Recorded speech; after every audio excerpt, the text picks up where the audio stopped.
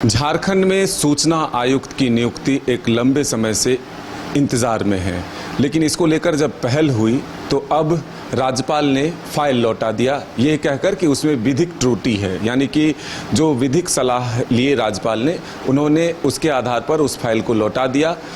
मुख्य रूप से बातें ये सामने आ रही है कि जो राजनीतिक दलों से संबंधित नाम उसमें भेजे गए, इस पर आपत्ति दर्ज हुई है। आरटीआई एक्टिविस्ट ने इसकी शिकायत राज्यपाल से की थी।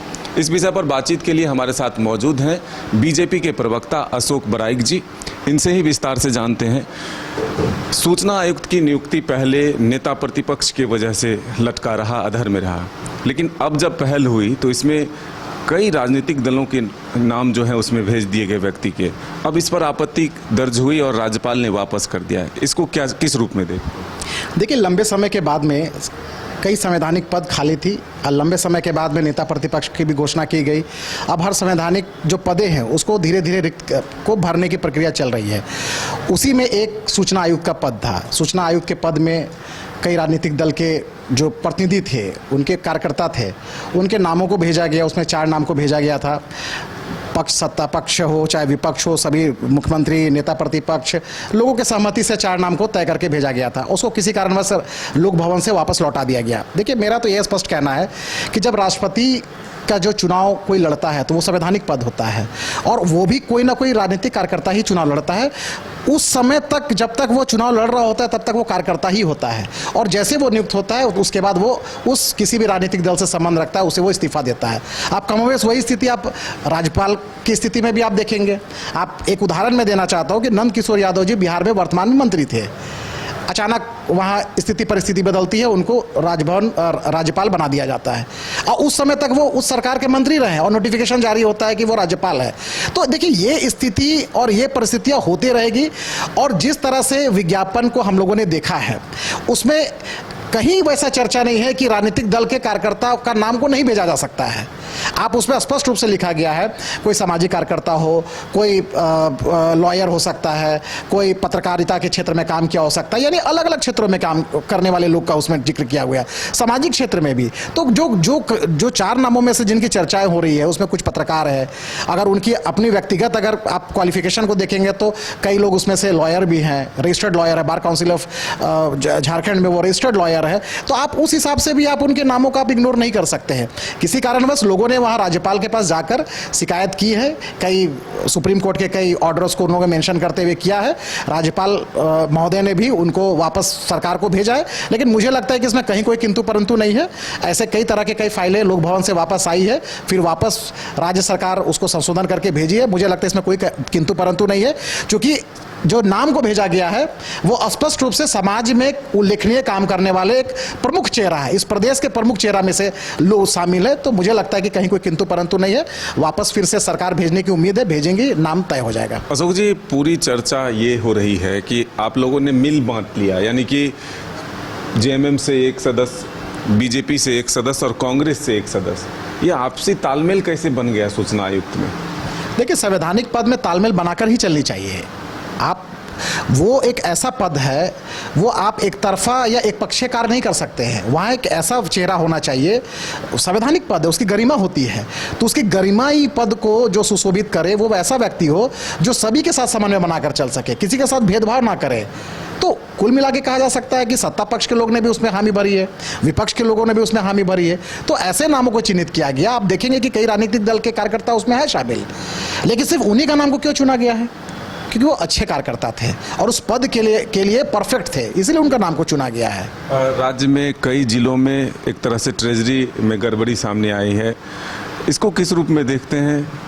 जो एक टीम आया है निकलकर, चाहे बोकारो हो, हजारीबाग हो, या फिर जो काम कर रहा है कि सरकारी पैसों को एक तरह से चुना लगाने का काम कर रहा है। देखिए, जिस तरह से बोकारो और हजारीबाग के विषय में जो पूरे राज्य की जनता ने देखा है, वो राज्य के खजाने को किस तरह से लूटने का काम कर रही है सत्ता के संरक्षण में, सत्ता के संपोषित लोग के द्वारा।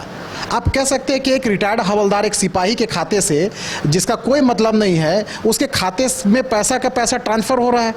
20 करोड़ रुपए अभी तक अनुमानित 20 करोड़ के लगभग उस सरकारी ट्रेजरी से पैसा अवैध निकासी किया गया है।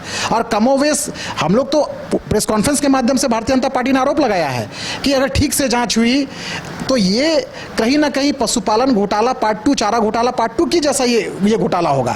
वो उसका भी ट्रेजरी अवैध निकासी का मामला था, यहाँ भी ट्रेजरी में अवैध निकासी का मामला है। तो ये सिर्फ अभी दो जिला का ही मामला सामने आया है, अभी पलामू परमंडल का भी एक जिला का मामला सामने आ रहा है। तो कह सकते हैं अभी राज्य सरकार समझ गई कि ये ट्रेजरी घोटाला बहुत बड़ा घोटाला है, आनन फानन में अपनी ही घरेलू एजेंसी सीआईडी को जांच के लिए दिया है। इससे संतुष्ट नहीं है राज्य की जनता, भारतीय जनता पार्टी तो बिल्कुल भी संतुष्ट नहीं है। हम तो मांग करते हैं कि ये राज्य के जनता का, राज्य के लोगों का इतना राजस्व का पैसा को जिस तरह से बंदरबाट करने के इन लोगों ने काम किया है, सीबीआई जांच से कम हम लोग इस पर हम लोग मान ही नहीं सकते हैं। ये बहुत बड़ा जांच घोटाला है ये।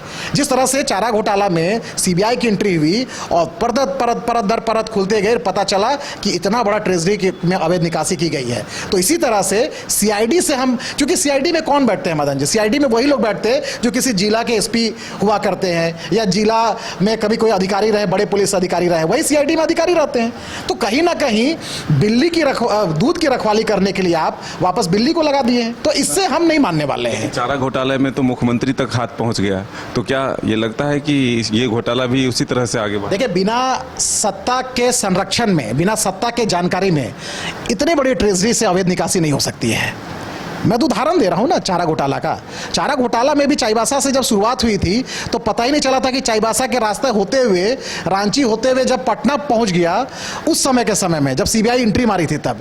तो ये भी ऐसा नहीं है कि हजारीबाग और ये बोकारो होते हुए, ये अलग अलग जिलों से होते हुए कहीं ऐसा ना हो कि यह मामला कहीं कांके रोड तक ना चल जाए, इसकी भी आशंका बनी हुई है। इसलिए हम लोग मांग करते हैं कि इस पूरे प्रकरण की सीबीआई जांच हो। सीआईडी जांच पे तो लीपापोती का काम हो सकता है, उससे ज्यादा कुछ नहीं करेगी। लेकिन जेएमएम के लोग सीधे तौर पर आरोप लगा रहे हैं कि इसकी नींव जो है वो रघुवर दास के कार्यकाल में रखा गया। चलिए, दूध का दूध पानी का पानी करने के लिए आप भी तैयार रहिए, हम भी रहते हैं।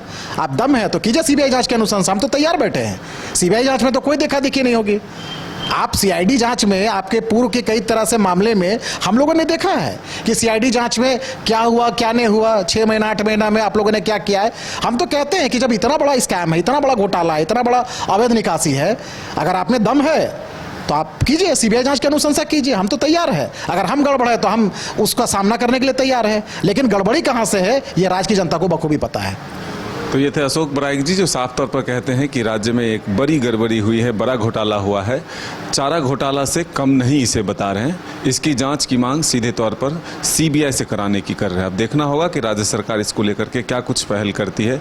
हालांकि राज्य सरकार का दावा है कि सीआईडी ही सब कुछ सामने ला देगी। अब देखना होगा इसका परिणाम निकल कर क्या आता है। अपने सहयोगी नितेश के साथ मदन सिंह, न्यूज़ बायोस्कोप रांची।